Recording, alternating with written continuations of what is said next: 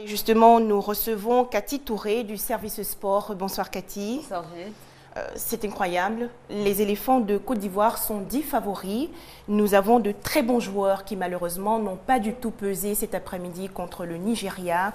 Comment expliquer cet handicap ? Alors, je veux dire que pour la Coupe d'Afrique des Nations, comme on le sait, c'est 16 équipes qui se sont qualifiées. 16 équipes qui ont donc montré un beau jeu, qui ont donc montré leur capacité à faire partie donc, des meilleures sélections du continent africain. Oui. Donc, il fallait s'attendre au pire comme au bon.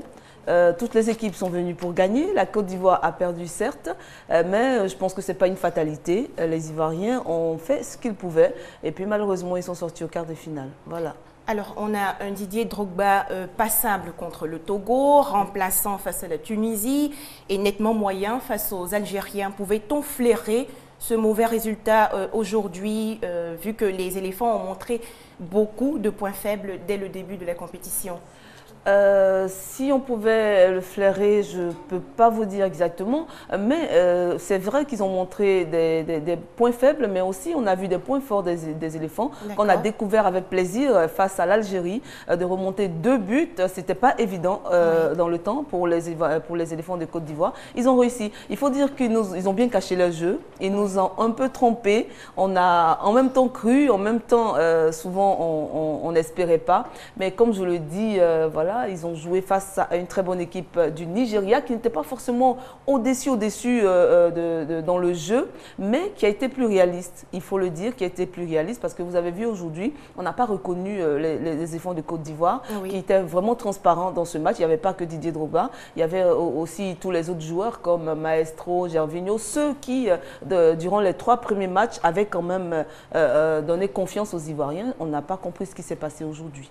Et on connaît maintenant les qualifiés aux demi-finales, le Mali qui va rencontrer le Nigeria, il y a aussi le Ghana, il y aura également le Togo ou le Burkina Faso. La Coupe d'Afrique va finalement venir ici en Afrique de l'Ouest. Oui, bien sûr. Votre sentiment? Alors, mais c'est quand même une satisfaction, hein, parce que depuis hier, après l'élimination de l'Afrique du Sud, on savait que la Coupe resterait en Afrique du Sud. Eh bien, c'est le football en Afrique de l'Ouest, pardon, c'est le football ouest-africain qui gagne. On se rend compte maintenant que le football ouest-africain a donc pris des galons, contrairement au football nord-africain, qui est vraiment absent de la compétition, qui est sorti au premier tour. Ça ne peut être qu'une satisfaction. Ça veut dire qu'il y a du travail qui est fait en Afrique de l'Ouest. Et puis, pourquoi pas, l'Afrique de l'Ouest sera un jour comme l'Afrique du Nord, qui a longtemps mis son hégémonie sur ce football africain. Vous vous souvenez de l'Égypte, du Maroc, et de l'Algérie, de la Tunisie, qui, depuis certaines années,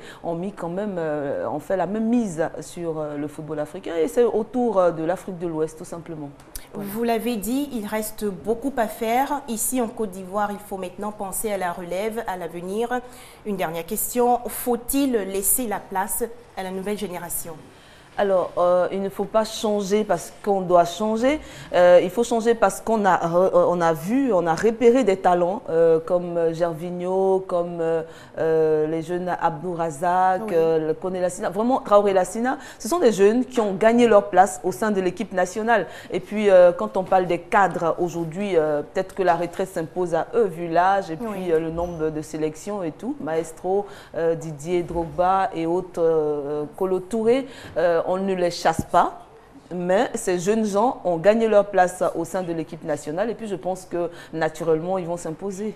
Voilà. Merci à vous, Cathy Touré. On va justement revenir sur la rencontre cet après-midi Côte d'Ivoire-Nigeria. 2 buts en faveur du Nigeria, 2-1. Le résumé du match.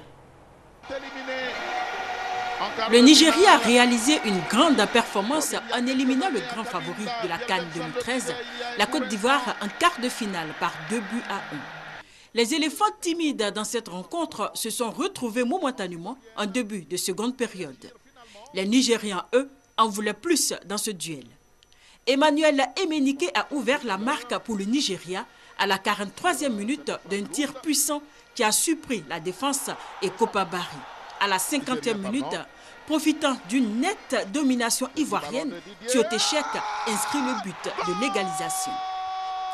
Mais à la 78e minute, Sandé Oumba offre la victoire et la qualification au Nigeria aux grandes dames des Ivoiriens.